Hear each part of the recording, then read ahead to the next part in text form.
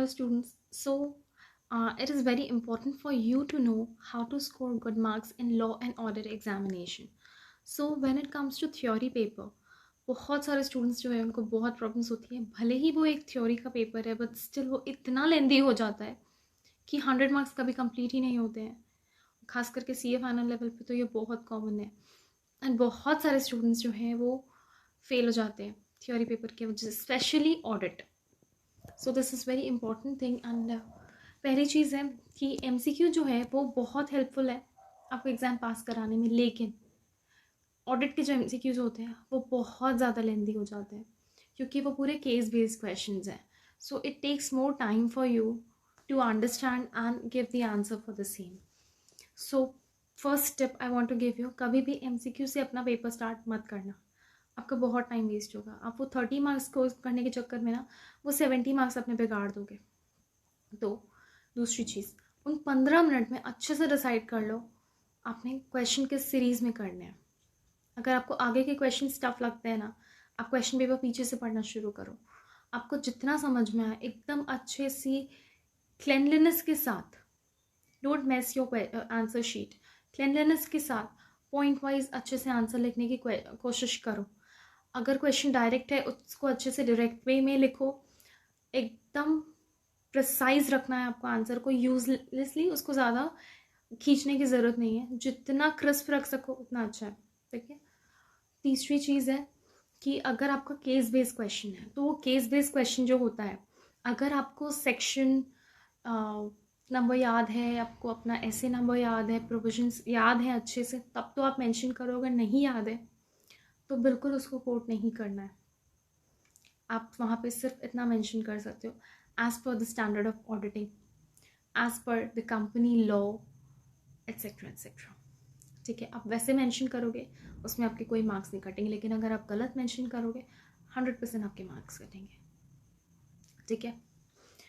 फिर आपको वैसे मतलब क्या करना है, आपको आंसर जो करना है, अगर आपका कोई केस स्टडी का क्वेश्चन है वहाँ पे आपको सबसे पहले उस केस को पढ़ के समझना है कि वो क्या है. ठीक है. तो एक छोटा सा आप इंट्रोडक्शन लिखोगे कि कंपनी लॉ का प्रोविजन, सपोज आपका कंपनी लॉ का क्वेश्चन है कि आपका कंपनी लॉ का प्रोविजन क्या बोलता है उस पर्टिकुलर पॉइंट पे. एक छोटा सा पैराग्राफ डाल दो इंट्रोडक्शन में. फिर उसके बाद आप जो सेकेंड पैरा लिखोगे उसमें आप उस चीज़ को रिलेट करोगे अपने क्वेश्चन से कि क्वेश्चन में ऐसा ऐसा पूछा है तो आप उसको आंसर करोगे. Like in the given case ऐसे ऐसे करके आप मेंशन करोगे. उसके बाद थर्ड पैराग्राफ में आप उसको समराइज करोगे, एक कंक्लूजन मेंशन करोगे. ठीक है. So this is suppose to be in this manner. And ये सब होने के बाद फिर अगर आपको कभी लगे कि आपको कोई कहीं पे कंफ्यूजन हो रही है, कोई क्वेश्चन नहीं अटेम्प्ट हो पा रहा है ना, आप उसके लिए स्पेस छोड़ के आगे पढ़ो, उसमें टाइम वेस्ट मत करो. ठीक है. एमसीक्यूज़ आपने कैसे करना है, एमसीक्यूज़ जो आपके ईजी से एमसीक्यूज़ होंगे वो तो फटाफट से कर लो. कई बार क्या होता है ना, एमसीक्यूज़ जब आप पढ़ो कोशिश करो पेंसिल से हल्का हल्का उसके साथ साथ में मार्क कर लेना. वो इसलिए मैं आपको बोल रही हूँ क्योंकि बहुत लेंदी एमसीक्यूज़ होंगे केस स्टडी वाले. एंड उसमें क्या होता है कि आपका वो जो इतना बड़ा एमसीक्यू होता है वो उसमें आपका मोर देन 50% कई बार पूरा कचरा होता है, कुछ नहीं होता, सिर्फ एवं इन्फॉर्मेशन दी रहती है बेफालतू की जो आपकी रेलिवेंट नहीं है. क्वेश्चन से उसका कोई लेना देना नहीं है. ठीक है. आपको जो जो रेलिवेंट लगे आप वो देख लो. ठीक है. क्वेश्चन कई बार क्या होता है कि क्वेश्चन का आपका मान लो 5 पार्ट है एक एमसीक्यू का. अब उसमें हो सकता है कि आपके जो 3 पार्ट है वो एक्चुअली में आपके केस स्टडी से रिलेटेड है और 2 जो है वो डायरेक्ट क्वेश्चन है. ठीक है. तो ऐसा भी हो सकता है कि जो 3 है आपके वो केस स्टडी से रिलेटेड है, 2 जो है वो आपके डायरेक्ट क्वेश्चन है, कोई पर्टिकुलर प्रोविजन से रिलेटेड है. तो अगर आपको वैसे वो याद है तो फिर आप उसको वैसे करके आंसर कर दो. ठीक है. जहाँ पे आपका केस स्टडी से रिलेटेड आप वो केस को पढ़ो अच्छे से, देखो कि क्या पूछ रहा है, फिर आपको उसके हिसाब से जो लग रहा है वैसे आंसर करो. आपको एमसीक्यू इसलिए मैंने लास्ट में बोला उठाने, क्योंकि अगर आप एमसीक्यू में अपना टाइम वेस्ट कर दोगे तो आपका वो 70 मार्क्स जो है वो बहुत बुरी तरीके से इम्पैक्ट हो सकता है. कई बार एमसीक्यू बहुत टाइम टेकिंग हो जाता है.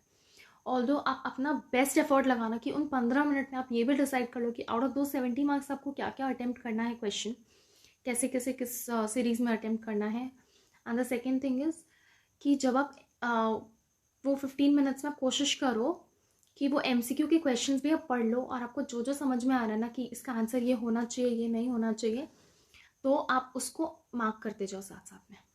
अगर आपको समझ में आ रहा है, अगर आपको कहीं पे कन्फ्यूजन है तो आप उसको होल्ड पे रखो और बाद में आप कर लेना. ठीक है। बट आपका जो वो मार्किंग होगी ना एमसीक्यू शीट में, वो आप एट द एंड करना, ठीक है। एक बार आपका सब हो जाए, एट द एंड आप मार्किंग के लिए रखना 10 मिनट, तब तक आप क्वेश्चन अपना पढ़ लो, सब कुछ समझ लो, आपका आंसर्स जो है वो फाइनल कर लो, उसके बाद आराम से मार्किंग करना, ठीक है। सो थोड़ी सी मैंने अपनी स्ट्रैटेजी चेंज की पढ़ने की, और थोड़ा सा मैंने अपना एग्ज़ाम राइटिंग पैटर्न चेंज किया, which actually help me to score exemption in theory paper. So all the best, give your best shot, and don't get nervous in exam, no matter how the question paper is. Don't get nervous. अगर आप nervous हुए ना तो आपके marks जो 60-70 पहुंच सकते हैं, 30-40 पे डाउनफॉल पे आ जाएंगे. So don't do that. Okay, all the best, take care.